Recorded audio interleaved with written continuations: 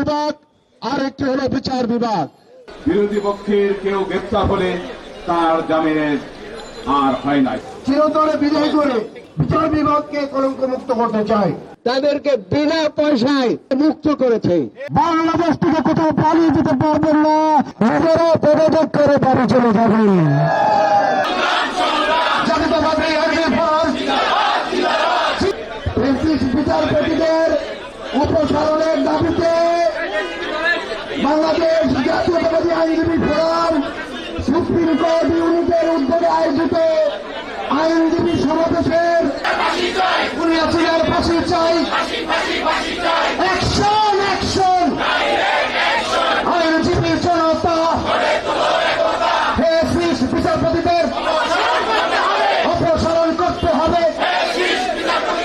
পুনিয়াছিলার দালালেরা হুঁশিয়ার সাবধান, স্বৈরাচারের দালালেরা, আওয়ামী লীগের দালালেরা হুঁশিয়ার সাবধান।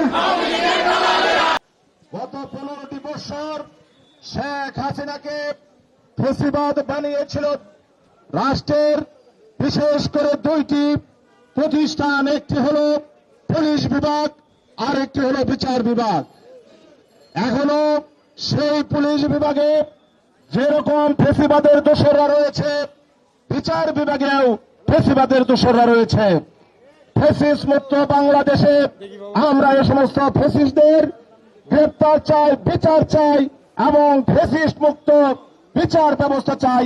যুবদল, ছাত্রদল, বিরোধী পক্ষের কেউ গ্রেপ্তার হলে তার জামিনের আর হয় নাই। শুধু তাই নয়, এখানে রিমান্ডের আবেদন করা হয়েছে, রিমান্ড নেওয়া হয়েছে 49 দিন। কোন কোন নেতাকে 49 দিন জামিনযোগ্য ধারায় নির্যাতন করে পঙ্গু করে দেওয়া হয়েছে। শুধু এখানে নয়, শোনা গেল আজকে ফ্যাসিস্ট যে আইনমন্ত্রী ছিলেন আনিসুল হকের সাথে তার বাদলবাদ লেগে গেল।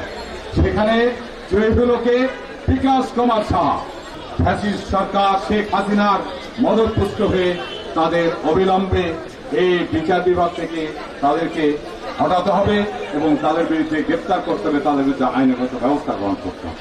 আমরা চাই যে তাদেরকে এই অঙ্গন থেকে চিরতরে বিদায় করে আমরা এই বিচার বিভাগকে কলঙ্ক মুক্ত করতে চাই। সুতরাং আমরা চাই এই বিচার বিভাগে কোন ফ্যাসিস্ট সরকারের দোষর কোন জজ এখানে বিচার কার্য পরিচালনা করতে পারবে না। বহু আইনজীবী জেলে গেছে, বহু আইনজীবী মার খেয়েছে, বহু আইনজীবী জেলের মধ্যে দিনে দিনে নির্যাতিত হয়েছে এবং তাদের আজকে কোনো মূল্যায়ন নাই। এই নিয়ে আমাদের কথা বলতে হবে। আর কথা বলতে হবে যে এই যে যারা এখন আপনারা মুক্ত বাতাসে ঘুরে বেড়াচ্ছেন, সারা বাংলাদেশের ফোরামের আইনজীবীরাই তাদেরকে বিনা পয়সায় তাদেরকে মুক্ত করেছে। আচ্ছা, আজকে সবাই তাদেরকে ভুলে গিয়েছে। এটা আমাদের অন্যতম সাবজেক্ট ম্যাটার। আজকের সভা থেকে বলতে চাই, আপনাদের নেত্রী হেলিকপ্টারে পালিয়ে যে নিজের জীবনে বেঁচেছেন, আপনারা কিন্তু বাংলাদেশ থেকে কোথাও পালিয়ে যেতে পারবেন না। সীমান্ত, সমস্ত সীমান্ত এলাকা আমরা পাহারা দেব। অবিলম্বে শহীদ থেকে পদত্যাগ করুন, অন্যথায় আমরা আপনাদেরকে টেনে হিসেবে নামে বন্ধুর আমার। ফেসি সরকারের ডান হাত বাম হাত হিসেবে কাজ করেছেন তারা, দয়া করে যারা বিচারক হিসেবে কাজ করছেন তারা দয়া করে সুপ্রিম জুডিশিয়াল কাউন্সিলের সময় নষ্ট না করে নিজেরা পদত্যাগ করে বাড়ি চলে যাবেন।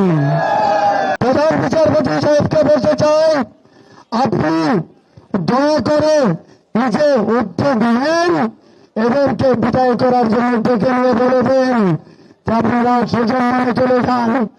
আর নতুন বিচারপতি নিয়োগের ক্ষেত্রে আমি প্রধান বিচারপতি এবং আইন উপদেষ্টাকে বলতে চাই, আপনারা দয়া করে, যেহেতু আইনে আপনারা 12 প্রতিনিধিকে রাখেন নাই, তাই আপনারা অবশ্যই 12 সিনিয়র নেতৃবৃন্দ, ফোরামের নেতৃবৃন্দদের সাথে আলোচনা করে এবং বার কাউন্সিলের নেতৃবৃন্দের সাথে আলোচনা করে নতুন বিচারপতি এবং নতুন ব্যাপারে আলোচনা করে সিদ্ধান্ত নেবেন।